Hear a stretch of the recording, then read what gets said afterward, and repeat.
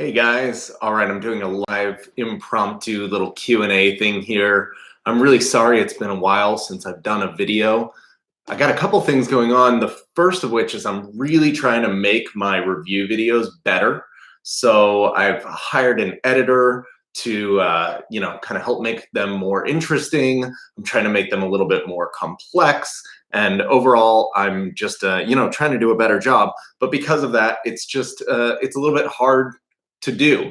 And I don't want to put out bad videos, um, but I'm not quite where I want to be. So I have a really special one that I recorded where I'm having some issues with the audio, and hopefully we'll be able to fix those up, or maybe I'll just put it out with a little bit messed up audio, but it's on probably the most special and important watch that I've had in my hands in a really, really long time. So look forward to that one. And then in addition to that, the podcast ones have been a little bit tricky for me. I got into this very heady area of collecting and philosophical stuff, and I have to be really in a specific headspace to kind of think like that, and I just haven't been there recently.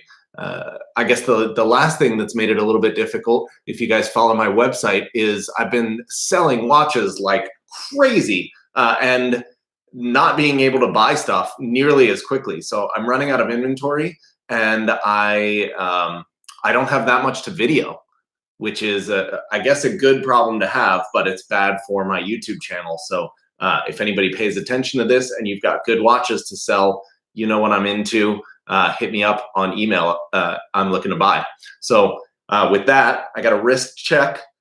You guys know I've been double wristing with my Apple Watch sometimes, but on the other wrist, I've got this new Kari chrono, new to me. It's one of his first watches. It's incredibly important. This is like the really tip top amazing stuff that just my mind gets blown every time I find it. I'm going to make a video of this one as soon as I get everything squared away with my video production stuff. But in the meantime, you can check it out on my website. This is back when Kari himself was more or less hand making these watches, and it's something really, really very special. So the last thing, for those of you who watch on YouTube, well, this is going to be reposted as a podcast, so you may listen there, but the live Q&A is on YouTube, and I have taken all the ads off of all of my YouTube videos. You may or may not have noticed. I get so annoyed with YouTube ads when I'm watching, and it put them on by default on my channel, and I don't even know why, because I get like $70 or something that makes no sense. It buys me one lunch a year, and yet it cuts into my videos, and it's super annoying. And they're like, I'm sure they're advertising you guys like crazy crap knockoff watches or some BS. So I just got rid of all of them. So I hope you enjoy that. I have some Q&A points I posted on Instagram the other day asking for questions. So I thought I would just go through some of those. The first one, which I've been wanting to do an overall podcast on service, but I thought that I would address it here. I get a lot of questions about service in various different angles. And I would start by saying that my general thought on servicing watches is to not service watches unless they need it. I know that differs to what some manufacturers say. You know, they'll tell you service your watches every few years or something like that. In my experience, you have, first of all, there's a big cost in terms of money and time to that. And you have as much of a chance, if not more, of a watchmaker like screwing up the watch or like returning it in worse shape than it came in, as you do of something going horribly wrong because you didn't service them routinely. The modern lubricants last pretty well. It's not like vintage watches where you get these kind of hardened on pools of things and it becomes a real problem. So even if you go 5, 10, 15, 20 years, sometimes I get these early independents from the late 90s or early 2000s. They've never been serviced and they're running perfectly. And whenever they stop running perfectly, they'll get serviced and they will be back to 100% like new. So that's my recommendation. And if you talk to a lot of industry insiders, they'll tell you the same thing, even from the brands. The brands kind of recommend this routine service thing kind of to cover their own asses, but in general, it's unnecessary. So I wouldn't worry about it too much. Modern watches work really well, and they can work well for a really long time. Now, I've gotten also questions in terms of service with independent brands, which of course is my area. And a lot seem to be slanted towards concern that service will be more expensive or slower or hard to do in the future. And I would just say that my experience is completely opposite. The independent brands tend to, in my experience again, respect their customers a lot more than the big brands. So when they get a watch back for service, it's not like a burden to them. They realize that you invested in them and their dream and their brand, and they want to make it right. So they usually will service it in as reasonable amount of time as they can. And in general, charge as little as they can. They're not looking to make a profit center out of their after-sales service. In fact, I know many independents who will service almost all of their watches for free, be it warranty or out of warranty. But at the very least, in my experience, it's much, much better than the big brands. And in terms of service in the future, I know a lot of people are concerned what happens if these companies are gone, this, that, and the other. And to that, I would just say that these are generally companies with pretty small resources, which means that the machines that they use are the types of machines that there are plenty of other watchmakers in the world that will have. And if it's something outside of that scope, it's likely that it's not made by them, and it's actually made by a much larger supplier to the industry who's not only at much less of a risk of going anywhere, but also tied in with several other brands. They're more diversified than just a small independent watchmaker. So I think that those factors together mean that in general, you will be more likely to have a very high quality watchmaker, third-party watchmaker service these sorts of things in the future than you are with some of the big brand stuff where they have state-of-the-art factories and technologies, and they're making things in a way that would be very difficult for a local watchmaker to replicate. So that's kind of my viewpoint on it. We'll see at some point. At some point these we'll start having watchmakers go away, and we'll see what happens with their watches. But I know of very good watchmakers that have serviced very, very complex independent watches and done a very good job of it. So these people do exist, and I wouldn't be too concerned. And I think as to the overall experience, I think that you guys will be really pleased. In fact, there was just a thread that I saw this morning on Purist Pro, which is watchprosite.com, and it's a guy like raving about how great his experience with Urwerk service has been. So take it for what it's worth. So a couple other things to go over here. I got a few questions regarding like the overall health of the market and the COVID-19 situation and all of that sort of stuff. Now, look, I'm not like a geopolitical expert. I'm not a doctor. I'm not anything. So I have only my own viewpoint to rely on here and what I've seen. I think that for the primary market and the big brands, this is going to be a tough year for them. And really, from the research that I've done, I'm not particularly concerned about the virus or a pandemic or something itself. In fact, I've just booked some travel to Asia and not to China, but Southeast Asia, and I whatever. It seems like it's going to be fine, but people are just the panic around it is going to cause a lot of issues. And the whole world is going to see what happens when China stops manufacturing things for a while. And so these are going to impact the economy, whether we like it or not. But I think that with a lot of things, especially this year where we have an election in the United States and now this virus and these sorts of things, it's best for all of us to take a deep breath, maybe limit the amount of news that we watch, because these people are trying to rile us up and create panic because it's in their best interest for their bottom line. And I think it's best to kind of take things one step at a time and see how they go. From my perspective, I've had a sort of record-shattering year so far, including even this week. I've sold really big pieces and made even big sales to like Hong Kong. So I don't know how bad it could possibly be anywhere at this point. But obviously something to be concerned about and be smart about and keep an eye on. The canceling of Baselworld and Watches and Wonders or SIHH, whatever that is, that I think doesn't matter at all.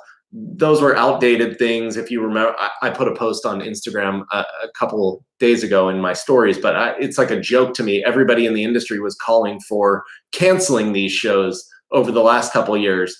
And then this year, because the shows are canceled by something else, they're like panicking and acting like it's the end of the world. So I wouldn't worry about that too much at all. I think the main people that are going to have problems are these big brands that are relying much too heavily on the Chinese market and these sorts of things. But we'll all see.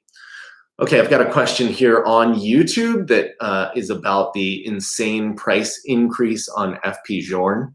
I guess I agree with you. It is insane. I have no interest in markets like that. I've been championing the early Journes for well over a decade now. And I definitely think people are right to be interested, but these sorts of prices are crazy. They're not sustainable. It's not a market that I have any interest in playing in. And I'm just kind of watching from the sidelines. And then I think you have a lot of dealers trying to kind of capitalize that and push up Journe models that nobody even wants. And so it's just kind of a mess. So I'm staying out of it. I have no interest. You guys know which Journes I like. And I am, whatever, if you can buy them at reasonable prices, they're good watches, but there's a lot of stuff to buy in the world. And me personally, as a collector and in my business, I don't like to be where everybody else is. If everybody's going to get all frothy and be crazy about, everybody wanting the same thing at the same time, just skip that area for a little bit. Buy something else. There's tons of good stuff around. So, be interesting, be creative, look into the back catalog of other brands, look at cool other stuff that exists and go in that direction, and come back to Journe when all of this craziness has died down. Okay, let me take another one here. This one is, I get questions a lot to talk about other independent manufacturers. And I would love to, but I don't like to BS like a lot of other people out there. I like to talk about what I know, and I don't see every watch. I buy what I buy, and it comes in and so I've owned a lot of things, and I tend to wear a lot of things, and I have experience actually owning and wearing a pretty large variety of pretty amazing stuff. But a lot of things I just haven't. So questions about Raul Pages or Hajime Asaoka, a question about David Kando finishing, these sorts of things. I just have never owned these watches, so I could BS, and I could kind of make it up or whatever. But I prefer not to do that. I'd rather just tell you guys about the stuff that I like, even though it drones on a little bit. I mean, there's only so much I can talk about Greubel Forsey and De Bethune and Kari Voutilainen and whatever. But this is the really good stuff, and the stuff that I have experience with.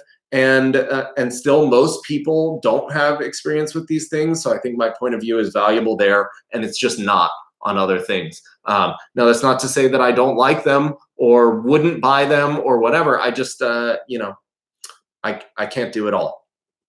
Greg, where's the Kari Masterpiece chronograph review? I spoke on that in the beginning of the video. Watches on my wrist. The review will come at some point. Patience. But man, the review that I have coming for you guys next week, I'm pretty sure if I can get the audio to the point where it's passable, and I apologize in advance because it's not going to be good, but it's going to be passable.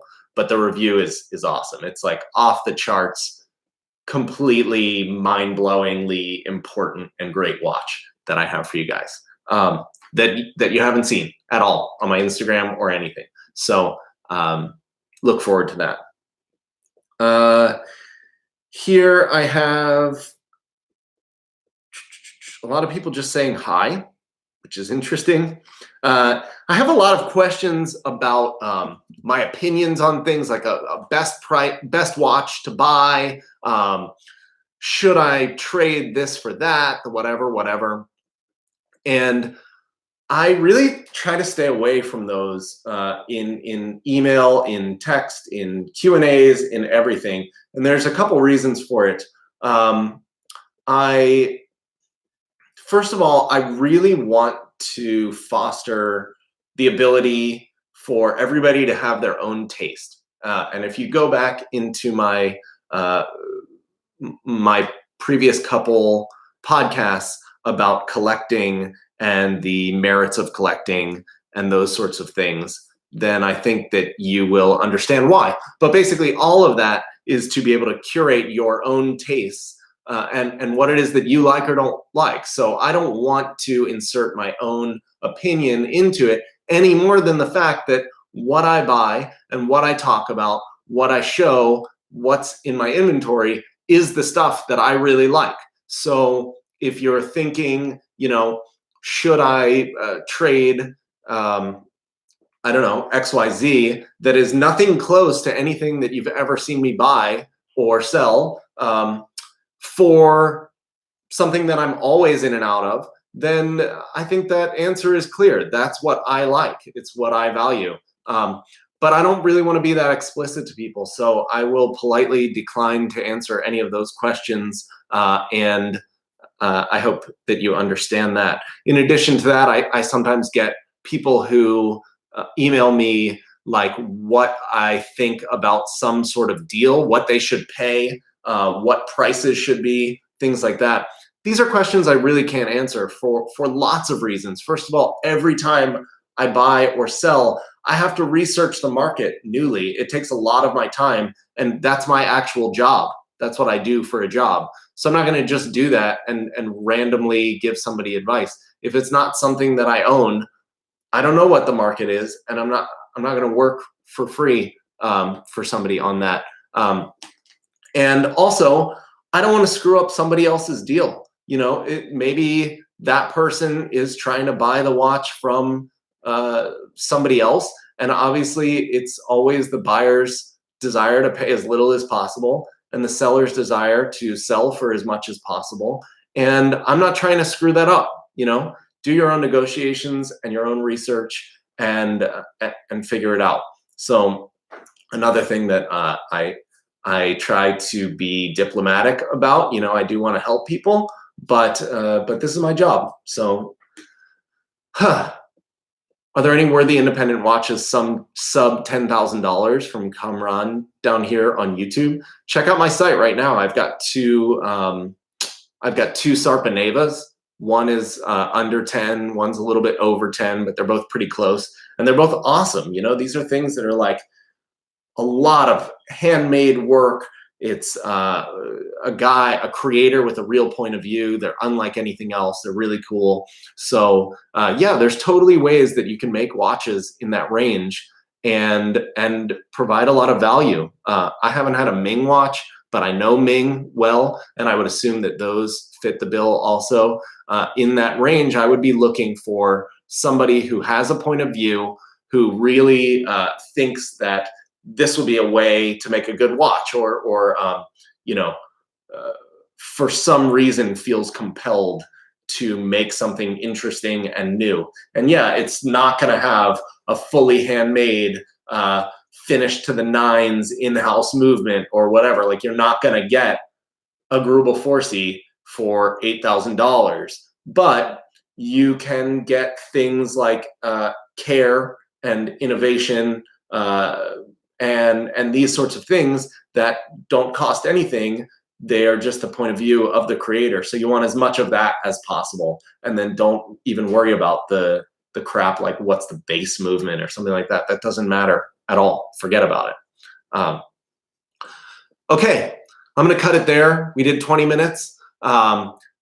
Like I said, really amazing review video coming next week for you guys. Then I'm gonna do a lot more. I'm gonna fix the audio. I'm gonna get my video together. I've got editors. I'm making good stuff.